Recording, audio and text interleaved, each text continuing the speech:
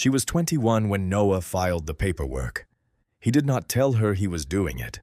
He waited until she was gone for the weekend, a mandatory electrical engineering field camp in the Cascades where cell service was a hopeful fiction. When her bus returned to the city on Sunday evening, tired and smelling of pine sap and solder flux, she found her life on the sidewalk. He had packed her things. He had put her textbooks and her laptop in a cardboard box next to the building's recycling bins. He had left her amateur radio transceiver sitting on top, its microphone cord wrapped neatly around its body. A single text message, sent hours before, waited on her phone. "It's done. The account is closed. My lawyer will be in touch about the lease." He took the Scandinavian sofa they had spent a month saving for. He took the Japanese knife set they had received as a housewarming gift. He took the framed prints from the museum, the woolen blanket from Ireland, the standing lamp with the articulated arm. He took the money from the joint savings account, every dollar she had earned from her work-study job in the university's signal processing lab. He took everything he could inventory, everything with a clear and documented market value. He was an architecture student, and he understood the world through clean lines, material costs, and quantifiable assets. He did not know about the sealed telegraph station on a remote hillside in rural Oregon. He had never asked about her mother's family, or the strange, quiet inheritance she had mentioned only once. He had dismissed it with a wave of his hand, a casual comment about analog signals being a dead language nobody needed to speak anymore. So he forgot it. She had grown up understanding radio waves the way some children grow up understanding silence. For Mira, the world was not a quiet place. It was a constant, overlapping symphony of transmissions, a chorus of invisible energy that hummed just beneath the surface of the audible world. She could feel the particular quality of the air near a high-voltage transformer, a static prickle on her skin. She could sense the dense, directed power of a microwave relay tower aimed at the horizon. Her mother, Keiko, had taught her this language. It was their native tongue, a dialect of physics and intuition passed down not through words, but through shared silence in the presence of working equipment. They would sit together in Keiko's workshop, the air thick with the scent of hot vacuum tubes and ozone, and listen. They listened to the whispering static of deep space, the rhythmic pulse of distant navigation beacons, the faint, melodic Morse code conversations drifting in from across the Pacific. Keiko had a specific way of listening, a focused stillness that seemed to draw the signals out of the ether. Mira learned to listen in the same way, to parse the noise, to find the patterns, to hear the ghost of a human hand in the keying of a code. Keiko Sato was a woman built of the same quiet, resilient materials as the circuits she designed. She was a telecommunications engineer in a field dominated by loud, confident men who saw electricity as a brute force to be tamed. Keiko saw it as a medium, a river of electrons that could be coaxed and guided with precision and elegance. Her designs were known for their efficiency and their almost artistic simplicity. She could achieve with a dozen components what her colleagues needed 50 for. They called it minimalism. She called it listening to what the circuit wanted to be. This philosophy extended to her life. She lived in a small, uncluttered apartment. She owned few possessions. Her great luxury, her one true indulgence, was the old telegraph relay station.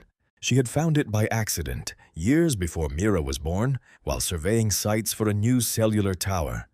It was a relic, a stone and slate box from the 1890s, perched on a hillside overlooking a valley that was now a web of fiber optic cables. The railroad that it once served was long gone, the tracks pulled up for scrap decades ago, but the station remained, forgotten by the county, owned by a holding company that had no idea what it was. Keiko bought it for a pittance, the cost of the back taxes. To the company, it was a liability, a ruin on an undesirable plot of land. To Keiko, it was a sanctuary. It was a place where the language of signals was pure, stripped down to its elemental form. a single copper wire carrying the simple, binary elegance of Morse code. She never connected it to the grid. She powered it with solar panels and a bank of deep-cycle batteries, creating an island of energy, a self-contained world dedicated to the act of communication. It was there she went to think. It was there she conducted her own research, experimenting with antenna designs and chasing faint, elusive signals from the edges of the world. It was there she had brought Mira as a child, teaching her how to solder a clean joint, how to read a schematic, how to feel the resonant frequency of a length of wire. Mira met Noah in a shared architectural history class. He was brilliant, with a sharp, analytical mind that could deconstruct a building down to its structural and philosophical bones. He was attentive in the specific way that lonely people find irresistible. He listened to her, not with the patient warmth she knew from her mother, but with an intense, data-gathering focus. He learned the names of her favorite radio bands, the technical specifications of her transceiver, the history of the Marconi wireless. He absorbed the facts of her life and filed them away. For a time, she mistook this inventory for intimacy. She mistook his appreciation of her technical skill for an appreciation of herself. They moved in together, building a life that looked, from the outside, like a perfect collaboration. His eye for design and her practical engineering skills created a home that was both beautiful and flawlessly functional. But over time, she began to see the transactional nature of his affection. He kept a precise, unwritten ledger of effort and reward. He saw her passion for amateur radio not as a part of her soul, but as a quaint hobby, a collection of obsolete gear that took up valuable space. He would watch her at her desk, headphones on, hand on the Morse key, with a look of detached curiosity, the way an anthropologist might observe a forgotten ritual. The one time she tried to explain the station, to share the story of her mother and the legacy of that stone building, his eyes glazed over. "It's a beautiful sentiment, Mira," he had said, "but it's a ruin. It has no resale value. It's an analog ghost in a digital world." In that moment, she understood he could never comprehend her language. He could learn the vocabulary, but he would never hear the music. Their relationship continued for another year, a slow, quiet decay she chose to ignore, until the weekend of the field camp, when he decided the ledger was imbalanced and it was time to liquidate the assets. The bus ride to Southern Oregon was a long, humming meditation in gray. Mira sat with her forehead pressed against the cool glass of the window, watching the city's sharp, metallic edges soften into the blurred greens and browns of the countryside.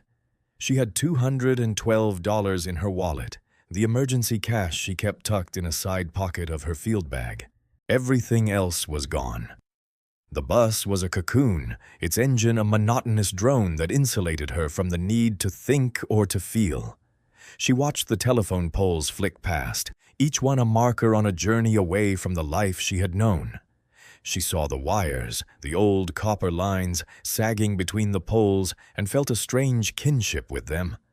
They were obsolete, mostly dark now, replaced by the invisible efficiency of fiber optics buried underground. Yet they remained, a physical testament to a history of connection, a faint, lingering signal of what used to be. Her field bag sat on the seat beside her, a heavy, reassuring weight. Inside was her handheld transceiver, a spool of antenna wire, a small soldering iron, a notebook filled with circuit diagrams, and the key. The key was heavy, made of pitted iron, and felt ancient in her hand. It had been in her mother's desk drawer for as long as she could remember. It was the only thing she had taken from the apartment before she left, the one object Noah would never have recognized or understood. She got off the bus in a small town called Junction Creek. The air smelled of damp earth and wood smoke. The law office of Mr. Elias Vance was on the main street, a small, unassuming building with a brass plaque that was polished to a soft gleam. Mr. Vance was an old man with kind, watery eyes behind thick glasses. He had been her mother's lawyer, the one who had handled the purchase of the station 30 years ago. He stood up when she entered, his movements slow and deliberate. He did not ask her why she was there or what had happened. He seemed to know already. He simply nodded and gestured to a chair. "I've been holding this for you," he said, pulling a thick manila envelope from a filing cabinet. "Your mother was very specific. The deed, the title transfer. It was all to be held in trust until you came for it yourself." He slid the envelope across the polished surface of his desk. His hand lingered on it for a moment. "She was a remarkable woman, your mother. She had a way of seeing things others missed. This town is full of radio towers and fiber optic hubs because of the surveys she did. But she always said that little stone building up on the hill was the most important connection of all." He pushed the envelope the rest of the way towards her. "The key is recorded with the deed. I assume you have it." Mira nodded, her hand instinctively going to the pocket of her jacket where the iron key rested. "Good," he said. "The property taxes are paid up for the next 5 years. She took care of that before. Well, she took care of it." A taxi, the town's only one, took her up the winding gravel road that led to the station. The driver, a woman with a weathered face and a friendly smile, knew the place. "Haven't been up here since Keiko passed," she said, navigating the ruts in the road with practiced ease. "She was a quiet one, but always kind. Used to help my boy with his science fair projects. Taught him how to build a crystal radio." The road ended in a small clearing, and there it was. The station was smaller than she remembered from her childhood visits, a simple, rectangular box of dark, lichen-covered stone with a steeply pitched slate roof. It seemed to have grown out of the hillside itself, as elemental and permanent as the Douglas firs that surrounded it. It was in a state of quiet decay. The windows were clouded with grime, and a few of the slates on the roof had slipped, leaving dark gaps, but it was solid. The stonework was immaculate, the mortar joints still tight after more than a century. It had, as her mother used to say, good bones. She paid the driver, who promised to come back for her in a few hours, and then she stood alone in the clearing, the silence broken only by the sound of the wind in the trees. She walked to the heavy oak door. The iron key slid into the massive lock with a grating sound. It took both her hands and all her weight to turn it. The lock gave way with a deep, resonant clunk that echoed in the stillness. The door swung inward on protesting hinges, releasing a breath of cool, musty air that smelled of dust, old paper, and the faint metallic scent of dormant electronics. She stepped inside into the gloom. A single large room stretched out before her. Sunlight, thick with dancing dust motes, streamed through the dirty windows, illuminating a scene frozen in time. Along one wall stood the operator's desk, a massive piece of dark wood, its surface covered with a constellation of brass telegraph instruments, sounders, keys, and galvanometers, all connected by a web of cloth-insulated wires. Along the opposite wall was her mother's contribution, a long workbench holding more modern, though still vintage, radio equipment. A Collins receiver, a Heathkit transmitter, oscilloscopes and signal generators, all neatly arranged, waiting for a hand to flip their switches. A fine layer of dust covered everything, a soft gray blanket preserving the space exactly as her mother had left it 1 year ago. Mira ran her hand over the cool, smooth surface of the telegraph key, its brass lever worn smooth by 1,000 forgotten hands. She felt a profound sense of coming home. This was her legacy. Not the Scandinavian sofa or the Japanese knives, but this room, this silence, this history of sending whispers into the void. Her eyes fell upon the operator's desk. She remembered a game her mother used to play with her when she was a child, a game of secrets. Keiko would tap a rhythm on the side of the desk, and Mira would have to find the loose panel that resonated with the same frequency. She walked to the desk and tapped the rhythm from memory. dot, dot, dot, dash, dash, dot, dot, dot. Her fingers traced the intricate carvings on the front panel until she felt it. A slight give, a hollow sound beneath her knuckles.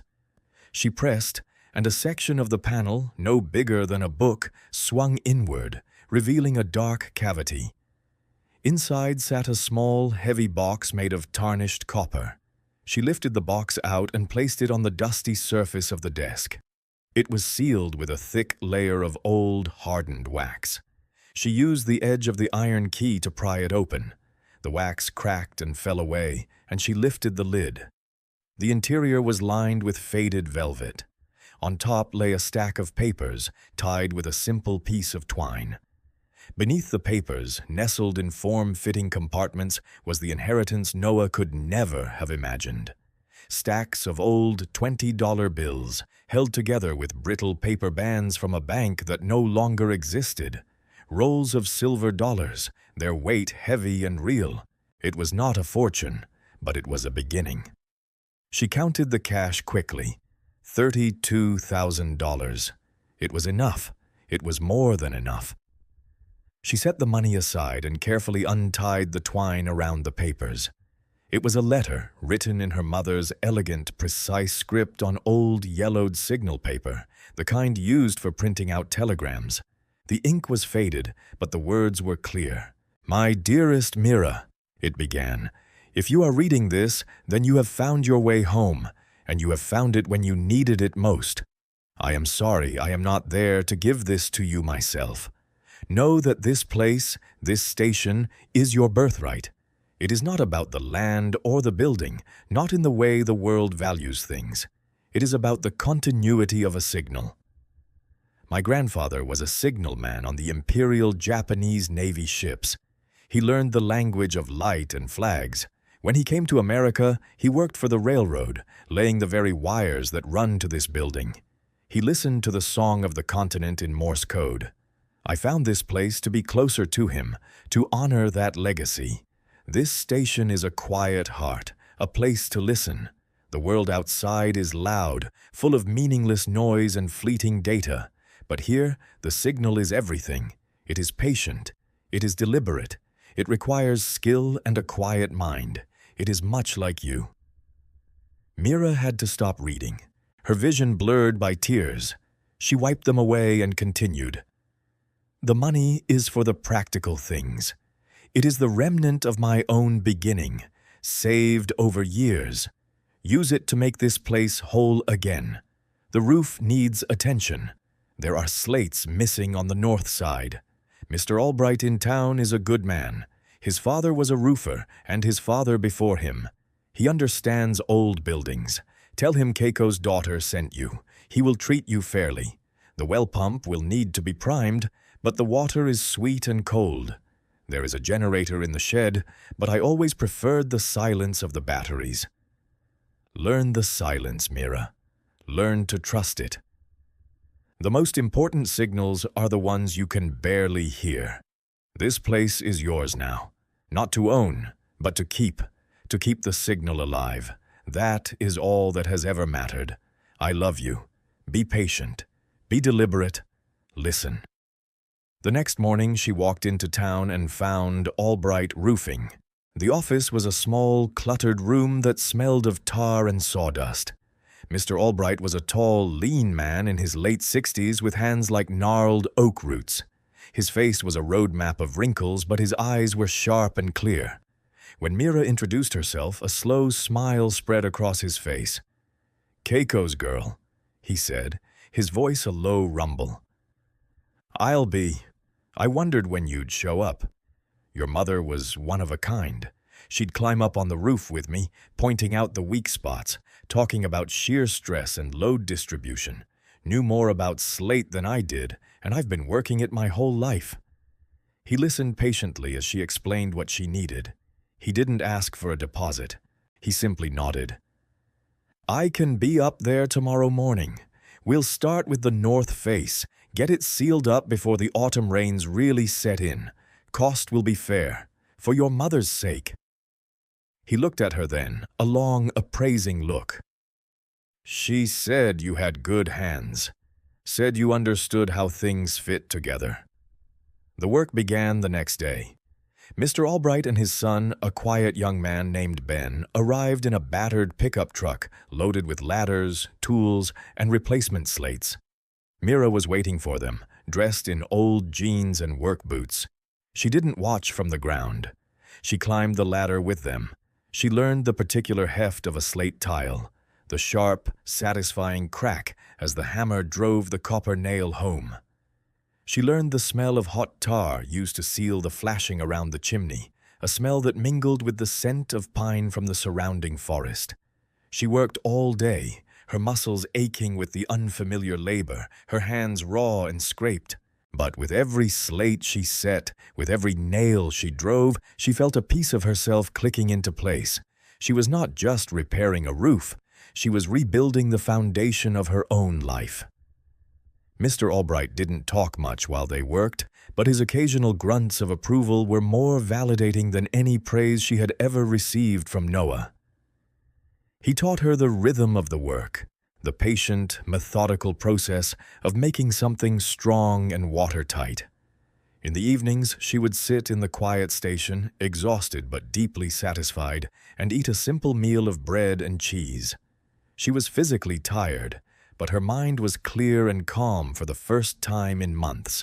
The constant, low-level hum of anxiety that had been her companion in the city was gone, replaced by the quiet hum of the wind in the eaves of her own house. After the roof was finished, she turned her attention to the interior. The first task was cleaning. For a week, she waged a gentle war against the dust and grime of the years. She washed the windows until they sparkled, letting the clear, unfiltered Oregon light flood the room. She scrubbed the stone floors, revealing the rich, dark tones of the native rock. She carefully cleaned every piece of equipment, her mother's and the railroad's. She polished the brass of the telegraph sounders until they gleamed with a soft, golden light. She oiled the dark wood of the operator's desk, bringing out the deep, rich grain. The work was slow, repetitive, and meditative. Each object she touched was a connection to her mother, to her great-grandfather, to the anonymous telegraph operators who had spent their lives in this room, translating the world into a series of clicks and silences. She found her mother's logbooks, dozens of them, filled with notations of radio contacts, weather patterns, and schematics for antennas. In the margins, Keiko had written observations, philosophical musings, fragments of thoughts. "The noise floor is rising," she wrote in one entry. "The world is getting louder, harder to find the weak signals." In another, "Heard a station from Antarctica today. Faint, like a ghost. Just a man and a radio at the bottom of the world. We talked for an hour about the cold." She made the space her own, but she did so with a deep respect for what it was. She set up her own amateur radio station on a small table near her mother's workbench, integrating her modern digital rig with the vintage analog equipment. She ran a new antenna wire from the window to a tall fir tree, a simple dipole that was elegant in its efficiency. She primed the old well pump, and after several minutes of squealing protest, it brought up clear, cold water that tasted of iron and stone. She repaired the small wood-burning stove in the corner, and in the evenings she would sit in the warmth of a small fire, reading her mother's books on radio theory. She was not just inhabiting a building, she was inhabiting a legacy. She was picking up a conversation that had been going on for 100 years. The station was no longer a sealed relic. It was a living, breathing space, powered by her energy and her intention. The silence was no longer empty. It was full of potential. Once the station was habitable, Mira knew she needed to find work. The money from the copper box was a buffer, a gift of time, but it was not infinite. She drove into town and went to the local community college, a small campus of low, modern buildings that seemed out of place in the rustic landscape. She walked into the office of the Science and Technology Department and asked if they needed any lab assistants. The department head was a woman named Dr. Evans, with short gray hair and a no-nonsense demeanor. She looked at Mira's resume, her brow furrowed in concentration. She noted the university she had been attending, her high marks in physics and engineering. Then her eyes stopped on Mira's last name. "Sato?" she said, looking up. "Are you any relation to Keiko Sato?" Mira nodded. "She was my mother." Dr. Evans leaned back in her chair, a slow smile spreading across her face. "I knew it. I saw the way you listed your skills: precision soldering, signal analysis, antenna theory. That is Keiko's language. Your mother consulted for us years ago, designed the entire communications network for this campus, did it in a week. The contractors said it was the most elegant and robust system they'd ever installed. We had a problem with a ground loop in our electronics lab that no one could solve for months. Your mother came in, listened for about 5 minutes, and pointed to a single miswired connection. She had an ear for electricity. She looked at Mira again, her gaze sharp. "The job is part-time, 20 hours a week. You'd be maintaining the equipment in the electronics lab and tutoring students. Can you start Monday?" The work was a perfect fit. It was engaging and technical, allowing her to use her skills in a way that felt useful and grounded. The students were eager to learn, and she found a quiet satisfaction in explaining the complex beauty of a circuit, in helping them see the invisible flow of energy. Her supervisor, Dr. Evans, became a mentor and a friend. She had known and respected Keiko, and she saw the same spark of quiet competence in Mira. She gave Mira access to the college's workshops and surplus equipment, encouraging her to pursue her own projects at the station. Life settled into a new rhythm. 3 days a week she worked at the college. The other 4 days were for the station. Those were the days she lived for. She began her personal project, the slow, painstaking restoration of the original 1890s telegraph equipment. It was a delicate and complex task. The cloth insulation on the wires was frayed, the brass contacts were corroded, and the delicate clockwork mechanisms of the registers were seized with age. She worked with the patience her mother had taught her, cleaning each component, soldering each broken connection, carefully lubricating each gear. It was a form of archaeology, of resurrecting a dead technology. She wasn't trying to make it useful in a modern sense. She was trying to make it speak again, to hear its original voice. On her days off, she would spend hours at the operator's desk, her fingers tracing the old schematics she'd found in a dusty ledger. She started a new logbook, just as her mother had. She documented her progress, her failures, her small victories. One afternoon, after weeks of work, she connected a battery to the main line sounder. She tapped the brass key, and for the first time in what must have been 70 years, a sharp, clean click echoed through the room. It was a small sound, but to Mira, it was as loud as a symphony. It was the sound of the station waking up. News of her project and of Keiko Sato's daughter living up at the old station spread through the small community of local radio enthusiasts. They started to visit one by one. The first was a retired electrical engineer named Frank, an old friend of her mother's. He arrived one Saturday with a box of vintage vacuum tubes. "Keiko would have wanted you to have these," he said, his eyes scanning the restored workshop with approval. "She always said this place was a library of signals." He stayed for 2 hours, and they talked about antenna theory and the particular beauty of shortwave radio. Others followed. An artist who was documenting the old railroad lines brought her a historical map of the original telegraph route. A high school physics teacher came to see the old equipment and ended up spending an afternoon helping her calibrate an oscilloscope. They were a quiet, respectful chorus, a community of people who understood her language. They didn't see an obsolete ruin. They saw a vital piece of history being brought back to life. They shared stories of her mother, painting a portrait of Keiko that Mira had only known in fragments. They spoke of her brilliance, her kindness, her unwavering integrity. Through them, Mira felt her mother's presence not as a painful absence, but as a living, continuing influence. She was not alone on her hillside. She was part of a network, a community connected by a shared respect for the patient, deliberate art of the signal. The confrontation came on a gray afternoon in late October. The sky was the color of slate, and a cold, steady drizzle was falling, turning the gravel road into a muddy track. Mira was inside the station, a small fire crackling in the wood stove, the air warm and smelling of wood smoke and hot electronics. She was at her radio, deep in a Morse code conversation with a station in Japan. The rhythmic dit-da-dit of the code was a comforting, familiar language. She was so focused that she didn't hear the car arrive. She only knew someone was there when a shadow fell across the doorway. She looked up from her key and saw him. Noah was standing on the stone step, hesitating as if unsure whether to enter.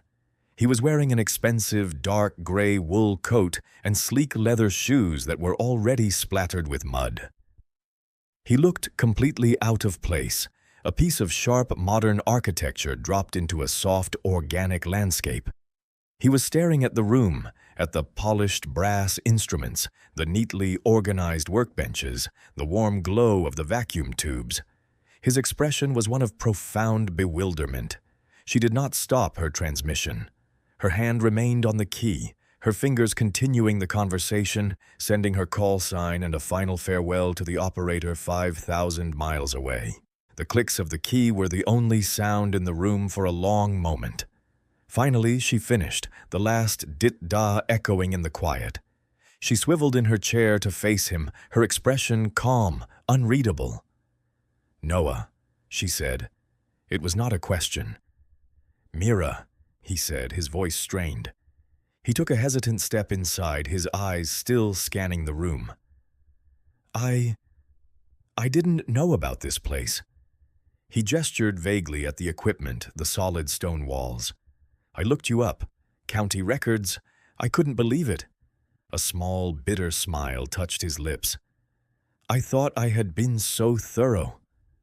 "You were," she said, her voice even. "You took every single thing that had a line item on a spreadsheet, every object whose value you could quantify." She paused, letting the silence stretch between them. "You never asked about the things you couldn't count." He had the grace to look ashamed. He looked from her face to the gleaming telegraph key, then back again. He saw the quiet confidence in her posture, the way she inhabited the space with a sense of absolute belonging.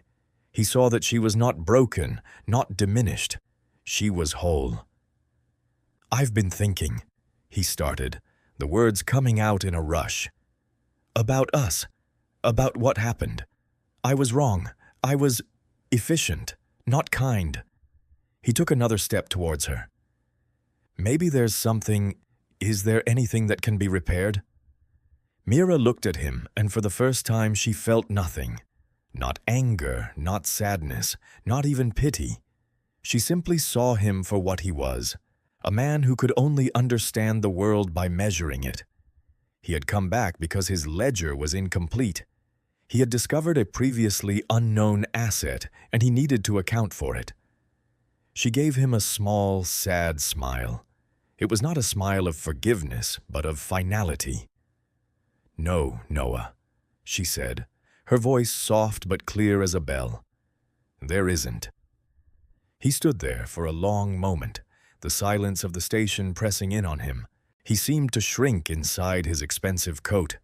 He had no more lines, no more arguments, no more figures to present. He had come up against a value he could not calculate, and it had defeated him. He nodded once, a small, jerky movement. Then he turned and walked out the door, back into the gray, drizzling rain. Mira watched him go, then turned back to her desk. She placed her hand on the cold, smooth brass of the telegraph key, feeling the solid, reassuring weight of it beneath her palm.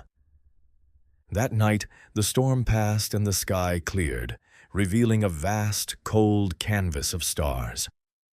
Mira sat at the operator's desk, the only light coming from the faint glow of her receiver and the warm embers in the stove. She didn't turn on the electric lamps. She preferred the darkness. It made the sky seem closer. She had her logbook open, but she wasn't writing. She was listening. She listened to the whisper of the wind around the stone corners of the station. She listened to the faint, rhythmic ticking of the old clockwork register on the desk, a sound like a mechanical heartbeat. She thought of her mother and her mother's grandfather, and the generations of quiet, patient people who had dedicated their lives to the signal. They had understood that communication was not about the volume of the noise, but the clarity of the transmission. It was about finding the one true note in the static, the one clear voice in the chaos. She thought of Noah, a man so fluent in the language of value that he had become deaf to the language of worth. He had measured their life together in square footage and interest rates, in brand names and acquisition costs. He had seen her passion as a liability, a collection of junk cluttering his clean, minimalist aesthetic. He had left her with nothing he could carry, nothing he could deposit, nothing he could sell. He had left her with everything. She reached out and rested her hand on the telegraph key. She began to transmit, her fingers tapping out a slow, deliberate rhythm into the deep silence of the night. She sent her call sign over and over, not to any particular station, not expecting a reply. She was simply adding her voice to the great, invisible river of signals that flowed around the world. As she transmitted, she watched the needle on the antique galvanometer, the original 1890s instrument. With each press of the key, the needle jumped, a delicate, precise dance of electromagnetism. It was a perfect one-to-one translation of her touch into electrical fact. It was proof. She was here. Her signal was alive. Noah Blake had taken the furniture. He had taken the art. He had taken the money he could count. He had taken everything that could be documented, appraised, and insured. He had stripped her life down to the studs, confident in his methodical, transactional accounting of their shared world. He had left behind the only thing that mattered, the one asset that never appeared on any ledger, whose value was measured in generations of quiet, focused work. He left the legacy of the signal. He forgot the silent telegraph station her mother left. It was the best thing he ever forgot.